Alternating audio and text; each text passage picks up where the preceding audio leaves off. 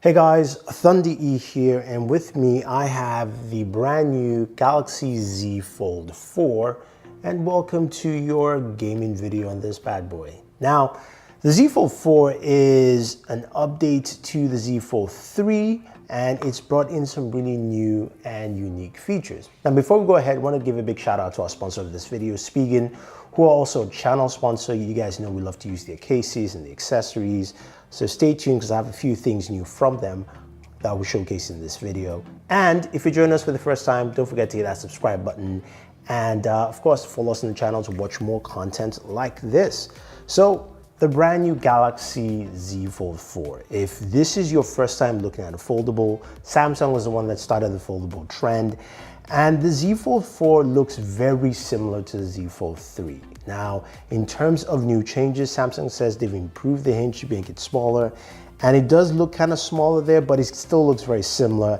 And the cover display is also slightly wider. It's all in millimeters. I could give you the numbers. Now, the cover display is 6.2 inches, but when you open it up, you do get, of course, the main display, which is 7.6 inches and does feel a little wider when using the game. It doesn't feel as cramped, so when I'm moving around on screen while I'm gaming, that feels really smooth. Now, that display is 120 Hertz. Of course, you've got adaptive refresh rate on there, so allowing you to go from, of course, 1 Hertz to 120 and take full advantage of that while gaming. This device is powered by the brand new Snapdragon 8 Plus Gen 1. Now, we've seen this in other devices, and Snapdragon has really done a lot to improve on this piece of hardware, which is great to see it in the Fold because I thought maybe Samsung might not put it in this device. Something that, hey, they might just skip. But hey, they said, look, we're gonna put it here because we want some performance and we want to see it push through. And that is backed by 12 gigs of RAM, and this starts at 256 gigabytes of storage. Now, speaking of charging, this does fast charging up to 15 watts for wireless charging and 25 watts for fast charging. As you expect, Samsung doesn't provide any charging within the box, so there's no charger, which is why our channel sponsor comes into play, and that is Spigen with their ArcStation charger. It's a 27 watt charger, and this works perfectly for your Galaxy Z Fold 4. It's a USB Type-C charger, very small, it's super portable, and that, of course, you can take with you anywhere. And they've also got a wireless charging stand specifically built to accommodate the Galaxy Z Fold 4, whether it's upright or sideways. It's the ArcField wireless charger, and this is built for this device to take advantage of it. The maximum charging wattage is 15 watts, so if you've got a Galaxy Z Fold, this is perfect for you. Again, the stand is nice. It's got a really nice build to it, and it also comes with a really long cable, so you can place it anywhere around your desk or within your home. So I definitely love those two, and I think it's definitely necessary when you're using this device. So let's go into, of course, some of that gaming as we would expect, right?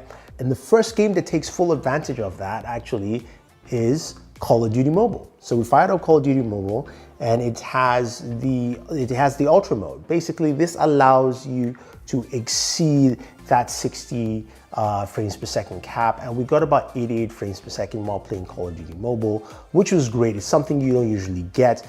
And I'm glad to see it here, and I was able to enjoy that. You saw this just looks really smooth. Now, granted, I didn't resize my control layout, but it was a nice gameplay experience. And confirming, of course, with Game Bench, we got 88 frames per second.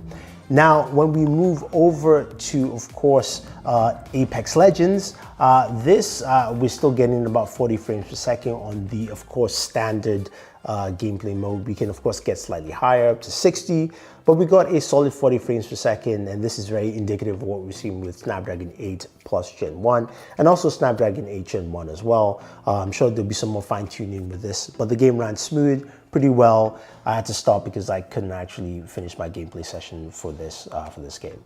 Now, when we move over to PUBG Mobile, again, looking at the two gameplay modes we usually play.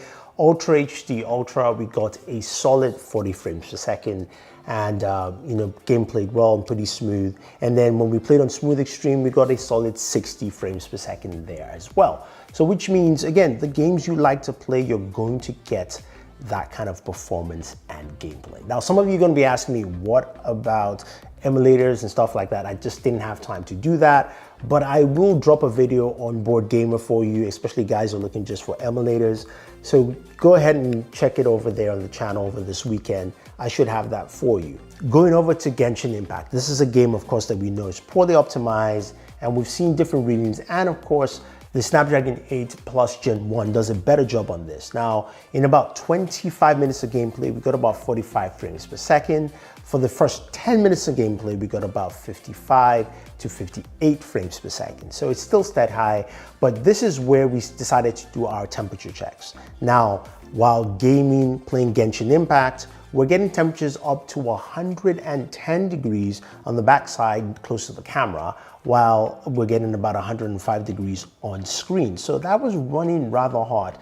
And again, Samsung used to lead the area in cooling, and I am quite disappointed here because honestly, the OnePlus 10T did a much better job in cooling its device at temperatures lower than 110. I think it was about 106 or so compared to this. Now, while we're playing the other games I mentioned earlier, we're getting temperatures of between 95 to 99 degrees. So again, Genshin, of course, is something that pushes it, but we're not really happy with the cooling we're seeing right here. So when you have a device like the Galaxy Z Fold 4, you've got a huge, massive real estate for you to do a lot of gaming on, right? Which is pretty cool, but can you do more things than game at the same time? Now, you've got different options here.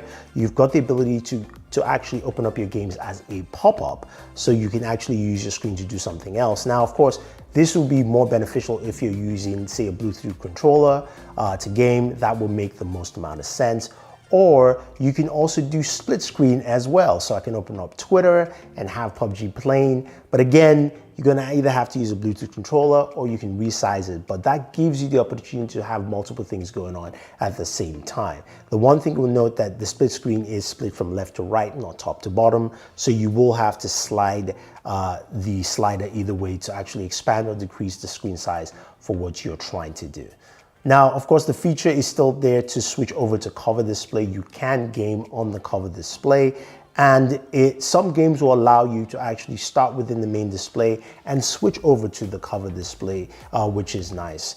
So games like PUBG will do that, and I believe Genshin Impact also does that. Not every game supports that feature, but it's something there. And the cover display feels a bit more comfortable this time around, so that's actually pretty good.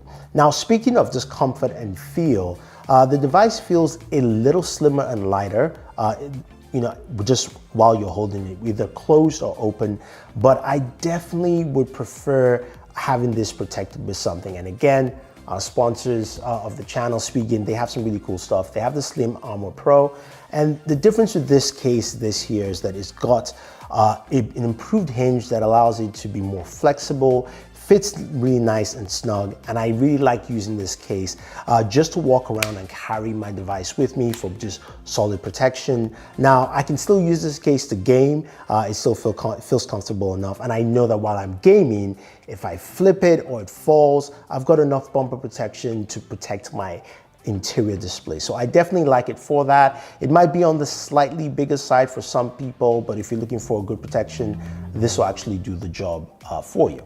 Now, one more thing we definitely have to look at, of course, or actually listen to, is the audio from this device. Now, the Z Fold 4 comes with stereo speakers, and these are two bottom firing speakers on either side, which is great, which means they're definitely louder. So let's go ahead and listen to some gameplay clips.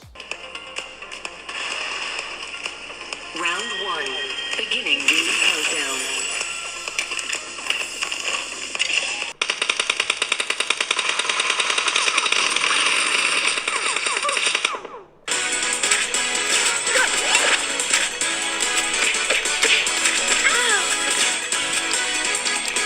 Now, not to worry guys, we also have game streaming services, and we all know Xbox Game Pass is on every device. And of course, it runs pretty well on here. Now, I was using my Narcon controller. If you guys want to check it out, I have a link for you guys down below. But it's a great way to actually go ahead and jump in a game. And this works really well, as you would expect. So if you just think about game streaming services, Xbox Game Pass works well. Now, when you look at this device overall as someone who is buying a foldable display and using it for gaming, it works really well because of the larger screen real estate. Now, what are they major improvements from last year? I think the biggest thing, of course, is the processor. The Snapdragon 8 Plus Gen 1 really adds more to it, so better performance for you right there. I like the slightly bigger screen size. It doesn't show as much, but it feels much bigger when you're holding it to play. And I think that really bodes well for this device. Now, is it something you should jump to buy from last year specifically for this? I don't think so. I think if you have a Z Fold 3 compared to Z Fold 4, you're not going to feel that much of a difference. I do like the device, but I think there's just not much there to actually consider. Now, if you definitely want to pick it up, you can use Samsung's trade-in offers, which offers some really good deals. And if you have a Z Fold 3, you probably get it for about $700, which is a good deal if you want to upgrade to the latest version. But that being said, guys, that is all, folks. That is the Z Fold 4 gaming. Do you like what you see? Do you think it's a huge improvement, or do you think it's just rather small? Leave your thoughts down below. Don't forget to like, share, subscribe, and always enjoy your entertainment.